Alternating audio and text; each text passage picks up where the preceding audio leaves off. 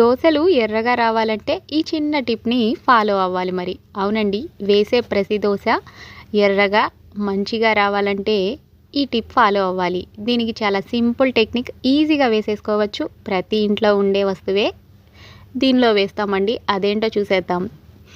దోశ పిండి వేసుకునేటప్పుడు మనం వండుకున్న అన్నం ఉంటుంది కదా, ఒక 2 స్పూన్ల అన్నాన్ని ఈ పిండిలో వేసేసి మెత్తగా గ్రైండ్ చేసుకోవాలి. అవునండి, ఈ అన్నం వేయడం వల్ల దోశలు మనం వేసుకునేటప్పుడు ఎర్రగా వచ్చేస్తాయి. ఇప్పుడు ఎర్లీ మార్నింగ్ తీసేసుకొని పిండి నానిపోయింది కదా, దీనిలో సాల్ట్ కొంచెం వాటర్ వేసేసుకొని కలిపేసుకుందాం. దీనిలో నేను సోడా అయితే వేయనండి, ఇంట్లో వేసుకునే దోశలు కాబట్టి చాలా హెల్దీగా టేస్టీగా ఇలా ప్రిపేర్ చేసేసుకోండి. ఇప్పుడు ఏ దోశ వేసినా కూడా ఎర్రగా వచ్చేస్తుంది, చాలా టేస్టీగా ఉంటుంది. నేను ఇది ఎగ్ దోశ వేసి చూపిస్తున్నాను చూడండి. పైన కారం వేసేసుకొని టర్న్ చేసేసుకుందాం.